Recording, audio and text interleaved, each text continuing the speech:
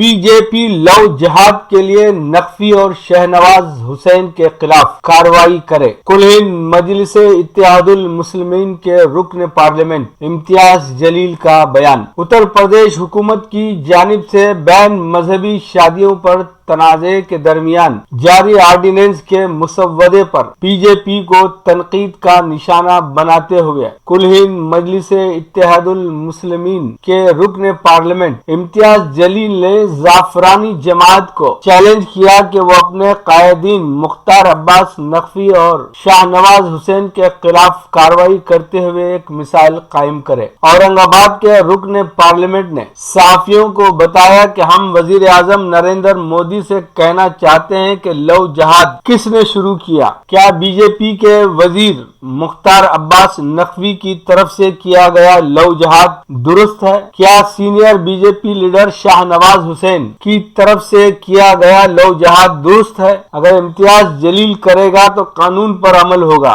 Be J پی کو چاہیے کہ وہ نقوی اور شاہ نواز حسین کے خلاف کارروائی کرتے ہوئے ایک مثال قائم کرے۔ اس کے بعد پارٹی دوسروں سے کہہ سکتی ہے کہ اس نے اپنے ہی قائدین کو سلاخوں کے پیچھے بند کیا۔ وہ کہہ سکتے ہیں کہ قانون کا اطلاق سب پر ہوگا۔ امتیاز جلیل نے کہا کہ بی جے پی اور آر ایس ایس ملک کو درپیش مسائل مثلاً کووڈ-19، بے روزگاری، معاشی بد انتظامی سے توجہ ہٹانے کے لیے بین مذہبی شادیوں کے مسائل اٹھا رہی ہے۔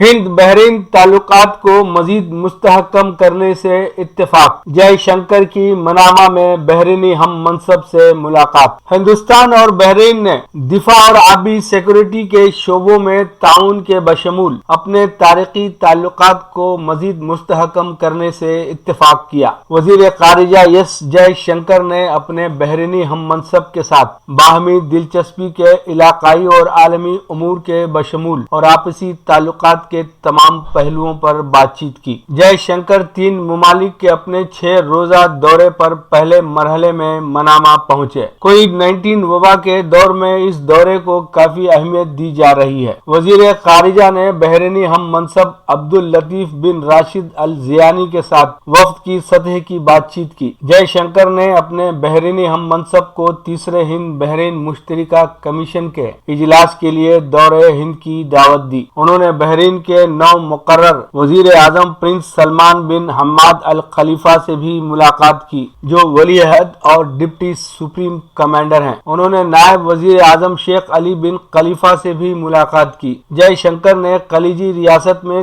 3 لاکھ سے زائد ہندوستانیوں کی میزبانی پر بحرینی قیادت کا شکریہ ادا کیا۔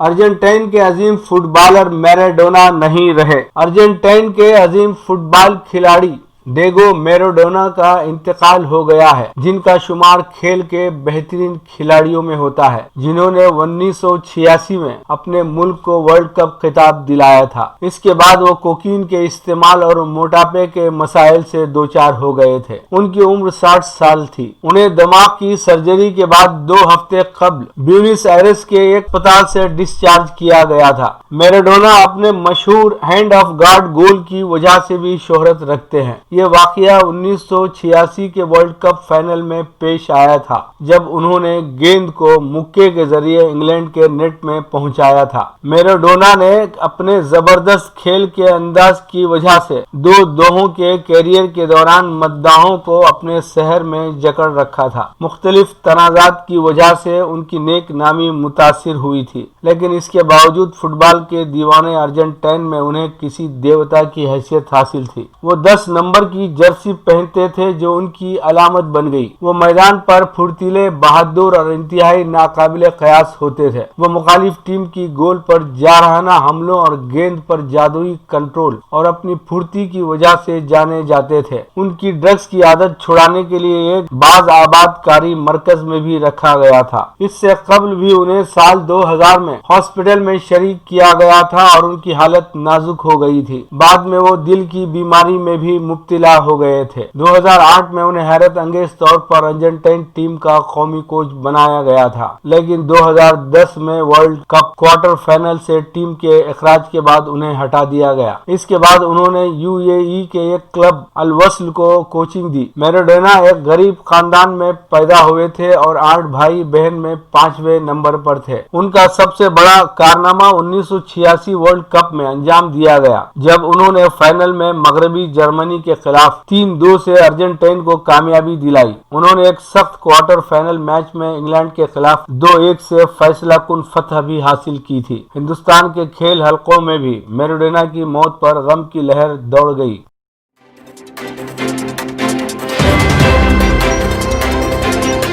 मकतूबे रियाज मेन जानिब केएन वासिफ सऊदी अरब। ज़ियाबतीस का मरज दुनिया में वबा की तरह फैल रहा है और हिंदुस्तान शुगर की बीमारी में दुनिया का दूसरा बड़ा मरकज माना जाता है। कहते हैं ये बीमारी मौरूसी है, मगर इंसान अपने खाने पीने की आदतों और तर्ज जिंदगी बदल ले तो इस मरज को काबू में रखा जा सकता है, लेकिन इसके लिए किसी माहिर ज़ियाबतीस से रुजू करना भी जरूरी होता है। रियाज की एक मारूफ शख्सियत मिर्जा अब्दुल मजीद बेग नवीद ने हैदराबादी अवाम की सहूलत की खातिर वसीला उर्दू टीवी से ये इतला शेयर की कि doctor Faizuddin MD MPH USA diabetologist और कंसल्टेंट फिजिशियन अमेरिका से नकल मकानी करके हैदराबाद आ बसे हैं। पिछले 26 साल अमेरिका में कयाम के बाद उनकी इस वतन में अपने वालिदैन की देखभाल के साथ अपने हम वतनों की कुछ खिदमत भी है। उन्होंने मेहदीपट्टनम इलाके में हॉरिजन डायबिटिक सेंटर के नाम से अपना एक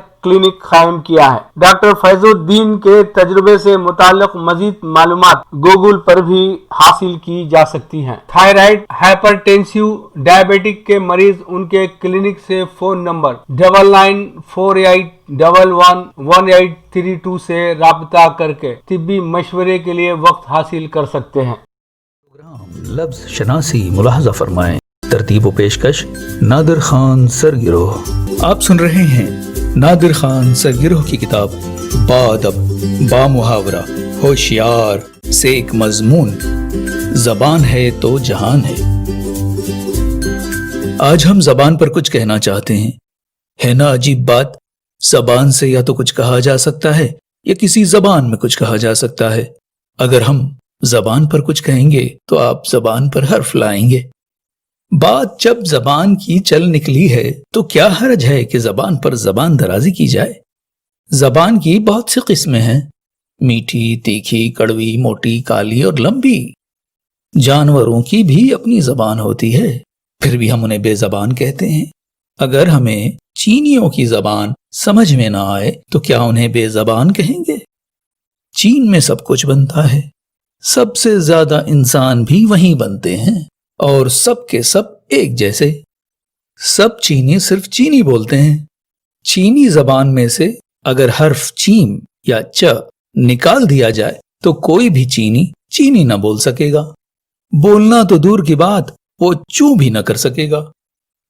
हाँ, तो हम बात कर रहे थे जानवरों की जबान की। इन बेजबानों का हमारी जबान में बहुत दखल है। बेशुमार ज़रबुल अमसाल, मुहावरे और कहावतें इन्हीं चरंदो परिंद की देन है। मसलन, आ बैल मुझे मार, बिल्ली को ख्वाब में छींचड़े नजर आते हैं, बंदर बांट, हाथी के दांत खाने के और दिखाने के और, मगरमच्छ के आंसू, ऊंट रे ऊंट तेरी कौन सी कल सीधी, वगैरह वगैरह।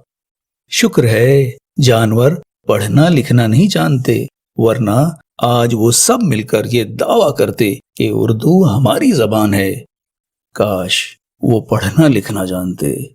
कोई तो होता जो ये दावा करता कि उर्दू हमारी जबान है। दुनिया की हर मखलूक मुंह में जबान रखती है। अगर ये जबान न होती तो दुनिया में कोई जबान न होती। जब कोई जबान न होती तो औरतों की जबान तालू से लगी रहती, न बात पेट में जाती न बाहर आती। तब उनके करने के लिए कोई काम न रहता। जबान न होती तो जायका न होता। औरतों के लिए शोहर के पेट से उसके दिल को जाने वाली वो राह गुजर सिरे से ही न होती। दुनिया सियासतदानों की आलाइश व फितना परदाजी से محفوظ ہوتی. بعض سیاستداں بھی عجیب ہوتے ہیں, بہت زبان لڑاتے ہیں. اب دیکھیں نا, اردو کو پنجابی سے لڑا دیا, تامل کو سنہالی سے. سب سے بھاری زبان ملیالم زبان ہے, پھر بھی مالاباری اسے دنیا کے کونے کونے میں اٹھائے پھرتے ہیں. بعید نہیں کہ وہ اسے اٹھا کر مریخ پر لے جائیں. ایک بار ہم نے اپنے کیرلا کے دوست سے پوچھا, ملیالم سیکھنے کا سب سے آسان طریقہ کیا ہے؟ اس نے 120 کلومیٹر فی گھنٹہ رفتار سے جواب دیا, امپوسیبل مسٹر کان, اس کام کے لیے تم کو منیمم ایک بار کیرلا میں پیدا ہونا ضروری ہے, جو تمہارا بس کا بات نہیں ہے. اس کا یہ جواب سن کر ہم نے ملیالم سیکھنے کا ارادہ ہمیشہ ہمیش کے لیے ترک کر دیا کہ یہ دنیا صرف ایک بار ہی دیکھنے کی جگہ ہے, اور زندگی کا سفر اتنا آسان نہیں جو بار بار کیا جائے. زبان کا اپنا کوئی وزن نہیں ہوتا, مگر یہ اپنے مالک کا وزن بتاتی ہے, بڑھاتی ہے, گھٹاتی ہے. یہ طبعی حالت میں کبھی کروٹ نہیں بدلتی, لیکن دوسری حالت میں کب کروٹ بدلے کہا نہیں جا سکتا. کمان سے نکلا تیر واپس آ سکتا ہے, مگر زبان سے نکلا لفظ نہیں. تیر کا کیا ہے, کسی کو بھیج دیں اٹھا کر لے آئے گا, لیکن لفظ ڈھونڈ کر لانا ناممکن ہوتا ہے, کیونکہ لفظ کبھی دماغ میں بیٹھ جاتا ہے تو کبھی دل میں پیوست ہو جاتا ہے. اردو لشکری زبان ہے, الفاظ اس میں فوج در فوج داخل ہوئے ہیں. یہ عمل آج بھی جاری ہے, بلکہ کثیر الاقوام افواج اس پر بظاہر قابض ہو گئی ہیں, اور اردو کے کچھ الفاظ جنگی قیدیوں کی طرح لغت میں قید ہو کر رہ گئے ہیں. کہیں کس منہ سے ہم اے مسافی, اردو ہماری ہے. اردو والے اب پوری دنیا میں پھیل چکے ہیں اور اپنے اپنے لہجے میں اردو کی بقا کی بات کر رہے ہیں. سیلس مین کی زبان 4 حد کی ہونا ضروری ہے. اگر اسے تیل بیچنا ہو تو فارسی پر عبور حاصل ہونا ضروری ہے, لیکن آج کل فارسی والے یورینیم افزود کر رہے ہیں, اور انگریزی والے اس عمل پر پابندی لگانے کی خاطر یورینیم سے زیادہ خطرناک مواد استعمال کرنے پر آمادہ نظر آتے ہیں. خدا جانے حقیقت کیا ہے. کچھ سال پہلے تک ہماری اردو بس یوں ہی سی تھی, لیکن اتنی بری نہیں تھی جتنی اب ہے. ہم اس زمانے میں گاہ بگاہ اردو میں متبادل الفاظ کا اضافہ کرتے رہتے تھے. مثلاً ایسی جگہ جہاں بندروں کے جھنڈ رہتے ہوں, ہم نے اس جگہ کا نام بندرگاہ رکھا تھا. دفتر میں ہمیں کام کے اوقات کے دوران اکثر خواب دکھائی دیتے تھے, اسی لیے اپنے دفتر کو خوابگاہ کہتے تھے. جبکہ ہمارا ایک غیر ملکی دوست جو بڑا محنتی تھا اپنے دفتر کو عبادت گاہ کہتا تھا. چڑیا گھر کا نام بھی ہم بدل دینا چاہتے تھے, کیونکہ جب جب چڑیا گھر گئے وہاں کوئی اور ہی مخلوق دیکھی. گھر تو چڑیا کا, پر قسم قسم کے جانور چھوٹی چھوٹی ٹکڑیوں کی شکل میں وہاں خیمہ زن تھے. لیکن برسوں ذہن لڑانے کے بعد بھی چڑیا گھر کو کوئی اور نام نہ دے سکے. یوں بھی صرف نام بدل دینے سے کیا ہو جاتا. حیف صدحیف, ہمارا ملک بھی کبھی سونے کی چڑیا کا گھر تھا.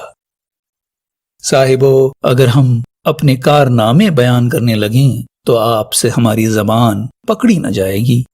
زبان قینچی کی طرح چلے گی اور بات سے بات نکلتی جائے گی. یوں بھی زبان پر جتنا کہا جائے کم ہے. بس یہ کہہ کر ہم اپنی زبان سمیٹ لیتے ہیں کہ آپ اپنے بچوں کو چاہے جس زبان میں تعلیم دیں, مگر اردو کی شیریں ڈلیاں بچپن سے ان کی زبان پر رکھتے جائیں, تاکہ وہ اردو کی مٹھاس سے آشنا ہوں. وہ جب بڑے ہوں تو ان کی زبان سے پھول جھڑیں اور اردو کی مہک سارے عالم کو یوں ہی مدمست کرتی رہے, مدہوش کرتی رہے.